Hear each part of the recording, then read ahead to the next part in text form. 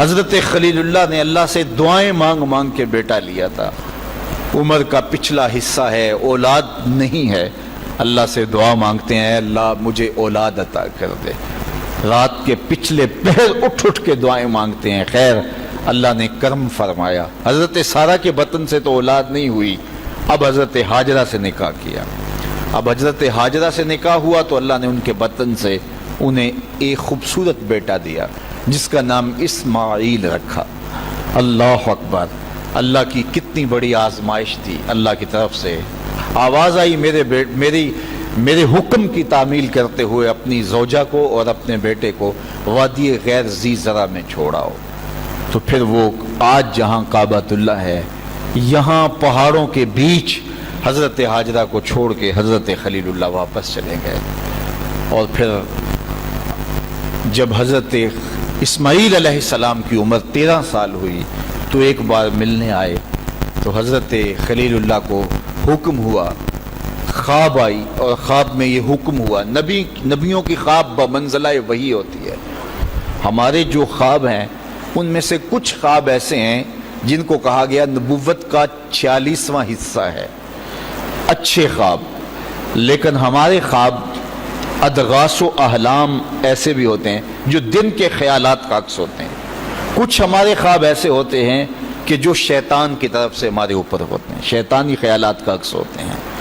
لیکن کچھ خواب ایسے ہوتے ہیں کہ جو ہے وہ اچھے اور صالح خواب ہوتے ہیں.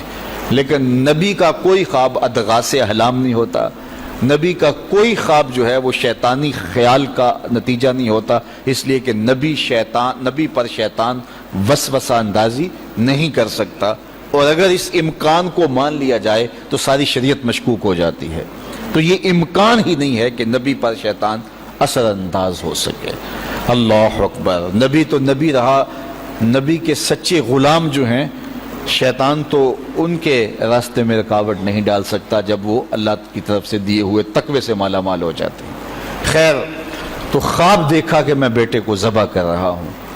تو آئے اور بیٹے سے کہا، پہلے زوجہ سے کہا کہ بیٹے کو تیار کر دو، ہم نے دوست کی دعوت پہ جانا ہے. ویسے خلیل عربی میں گوڑے دوست کو ہی کہتے ہیں، اور حضرت ابراہیم اللہ کے خلیل کہلائے. رب نے ابراہیم کو اپنا دوست قرار دیا. تو پھر کہا دوست کی دعوت ہے، دوست کا بلاوا ہے، میں نے بیٹے کو وہاں لے کے جانا ہے. تو حضرت ہاجرہ بیٹے کو تیار کر دیتی ہیں، کنگھی بھی کرتی ہیں، بالوں میں تیل بھی لگاتی ہیں، خوبصورت کپڑے بھی پہناتی ہیں. اللہ سے مانگ مانگ کے لیا گیا بیٹا. اللہ اکبر. اب 13 سال کی عمر، فلما بلغ معہ السعی، جب وہ بلوغت کی عمر میں پہنچا، چلنے پھرنے کے قابل ہوا، تو حضرت ابراہیم علیہ السلام ان کو لے کے ساتھ چلے. اور راستے میں جب یہ منظر دیکھا کہ باپ بیٹے کو اللہ کی رضا کے لیے ذبح کرنے جا رہے تو شیطان کے تن بدن میں آگ لگ گئی. قیامت تک یہ نقشہ دنیا دیکھے گی، کیا منظر ہوگا خدا کی رضا کے لیے یوں بھی اظہار کیا جاتا ہے. تو وہ حضرت ابراہیم علیہ السلام کے پاس آیا. ابراہیم، ایک خواب کے سہارے بیٹے کو ذبح کرنے جا رہے ہو، اللہ کو راضی کرنے کے اور تھوڑے طریقے ہیں. تو حضرت خلیل اللہ نے پتھر اٹھا کے اس کے جو ہے وہ مارا، کہا ہٹ جا، میرے پاس ایک اسماعیل ہے، 1000 اسماعیل بھی ہوتے قربان کر دے. یہ وہی جگہ ہیں. پھر حضرت اسماعیل کے پاس آیا تو انہوں نے بھی یہی بات کہی، کہا کہ ماں کی ممتا بڑی کمزور ہوتی ہے. تو حضرت ہاجرہ کے پاس آ گیا، کہا کہ شہزادہ کدھر ہے؟ کہا دوست کی دعوت پہ ان کا باپ لے کے گیا ہے. کہا نہیں، دوست کی دعوت نہیں ہے، وہ تو ان کو ذبح کرنے لے جا رہا ہے. کہا کوئی سوچ کے بات کر، دعائیں مانگ مانگ کے لیا رب سے، اپنے ہاتھوں سے ذبح کر دے گا؟ دنیا کی تاریخ میں ایسا کبھی ہوا نہیں کسی باپ نے اپنے بیٹے کو ذبح کیا ہو اور بیٹا نافرمان ہو، تب بھی کبھی ایسا نہیں ہوا. یہ تو وہ بیٹا ہے کہ جس کی پیشانی میں اجالے رکھے ہوئے ہیں، جس کی چمکدار آنکھیں خیرہ کر دیتی ہیں. کیا اس بیٹے کو ذبح کرے گا؟ اور باپ بھی اتنا نرم دل، پھر مانگ مانگ کے لیا، مجبور ہو گیا، کہنے لگا کہ وہ اسے اللہ کا حکم کہتا ہے. تو حضرت ہاجرہ سلام اللہ علیہ نے کہا ظالم بھاگ جا، اگر اللہ کا حکم ہے میری گود میں ایک اسماعیل ہے، 1000 اسماعیل بھی ہوتے قربان کر دے. یہ انوکھی داستان تھی جو کائنات میں رقم ہونے جا رہی ہے. یہ کوئی افسانہ نہیں ہے، یہ امر واقعیہ ہے، یہ ہونے والی داستان ہے. جس کی یادیں پورے عالم میں بکھری ہیں. کائنات میں ایسا انوکھا واقعہ، ایسا البیلا واقعہ زمانے میں نہیں دیکھا ہوگا جو یہ واقعہ رقم ہونے جا رہا ہے. حضرت اسماعیل 13 سال کی عمر اور حضرت ابراہیم اپنے بیٹے کو ساتھ لیے جا رہے ہیں. راستے میں میٹھی میٹھی باتیں بھی ہو رہی ہیں. جب منا کی اس وادی میں پہنچے، آج حاجی جو ہے جب وہ رمی جمار کرتا ہے تو وہ کہتا مجھے فون پہ بتا دو کہ میرا جانور ذبح ہو گیا کہ نہیں ہو گیا. اس میں اتنی ہمت نہیں ہوتی کہ اس قربان گاہ پہ چل کے جائے. وہ کہتا ہے تھکن سے چور ہوں.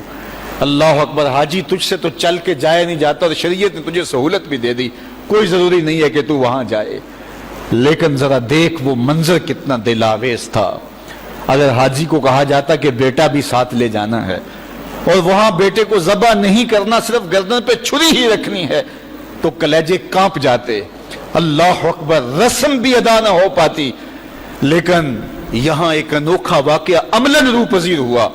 فلما بلغ ماہ السعی، جب وہاں پہنچے تو کہا یا بنیا، اے میرے بیٹے. اللہ کتنا میٹھا اور دلاویز انداز تھا. اے میرے بیٹے، یا بنیا، یا بنی نہیں کہا، میرے بیٹے نہیں کہا، بیٹے نہیں کہا، یا بنیا، اے میرے بیٹے.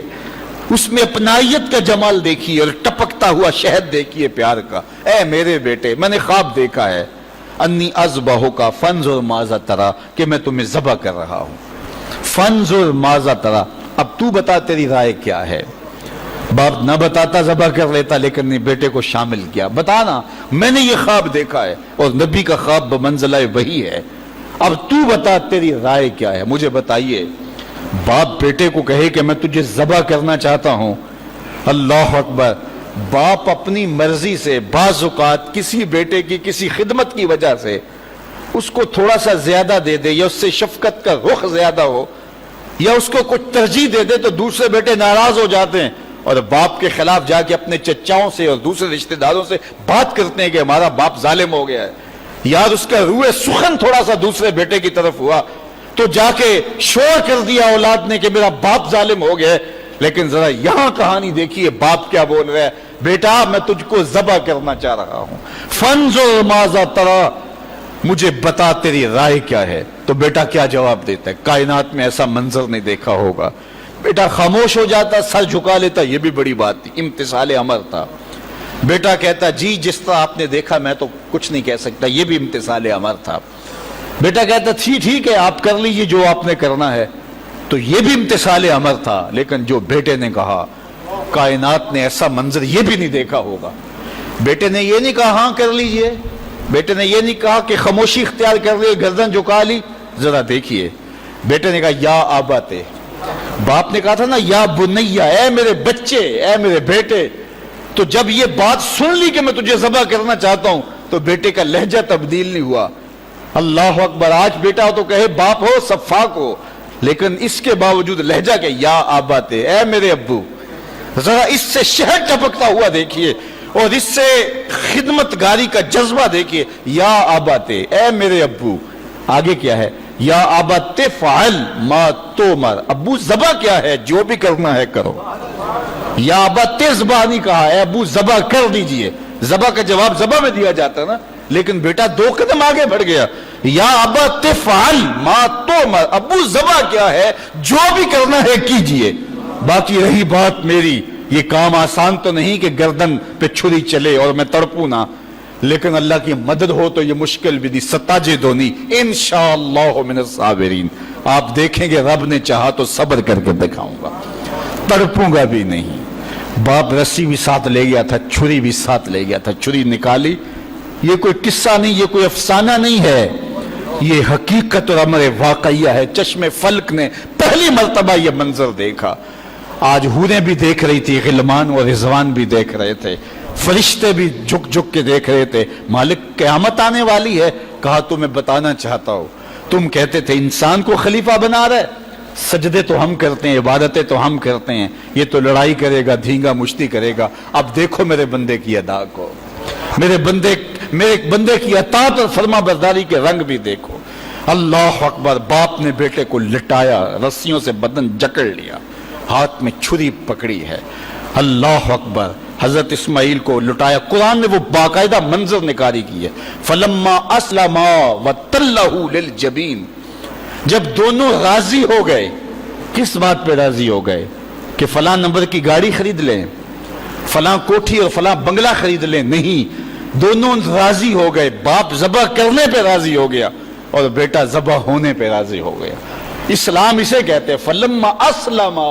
یہاں لفظ جب دونوں نے رضا کر لی، طے کر لیا، دونوں نے سر جھکا لیا. الاسلام گردن نہادن، اسلام کا معنی گردن رکھ دینا.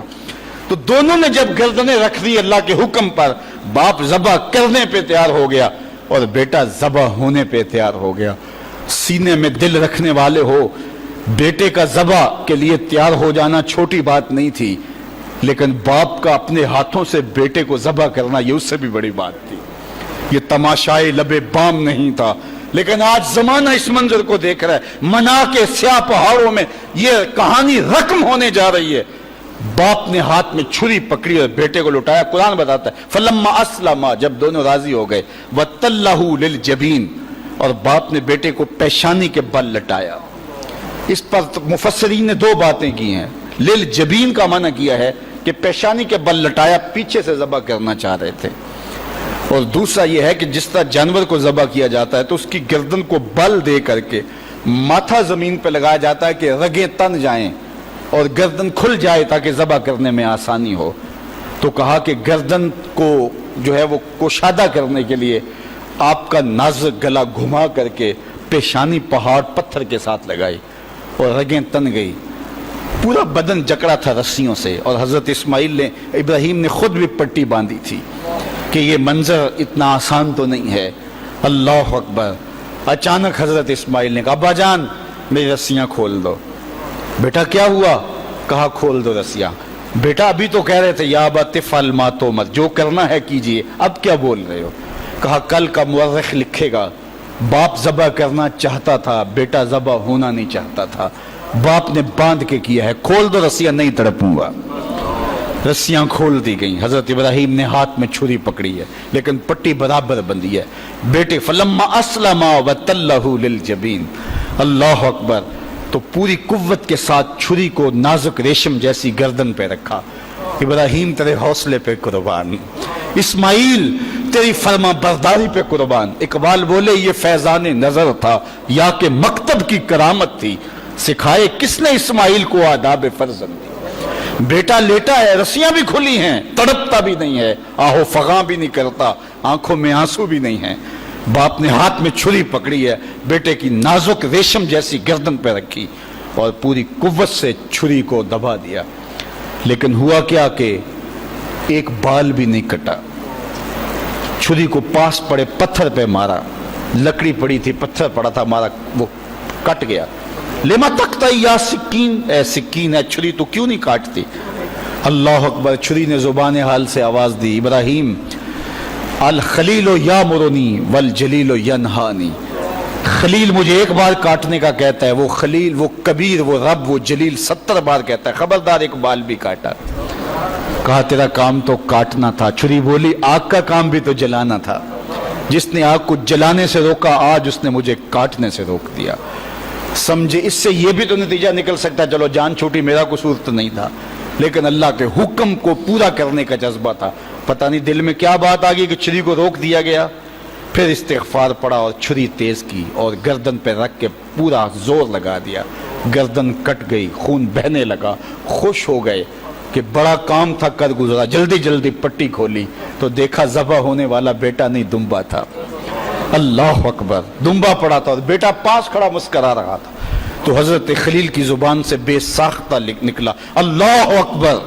تو حضرت اسماعیل بولے لا الہ الا اللہ واللہ اکبر. پاس جبریل کھڑے تھے، کہا اللہ اکبر وللہ الحمد. آواز آئی فلما اسلما وتلہ للجبین ونادیناہ ان یا ابراہیم قد صدقت الرؤیا انا کذالک نجزی المحسنین. آواز آئی ابراہیم تو نے واقعی خواب پورا کر دکھایا. تو نے تو اپنے گمان میں بیٹے کی گردن پہ چھری چلائی، لیکن یہ ہم نے اس وقفے میں دمبا رکھ دیا. تم نے واقعی خواب پورا کر دکھا. وفدیناہ بذبح عظیم. ہم نے ان کے جو ہے بدلے میں ایک دمبا دے دیا اور ہم نے اس کو پچھلوں کے لیے سنت رکھ دیا.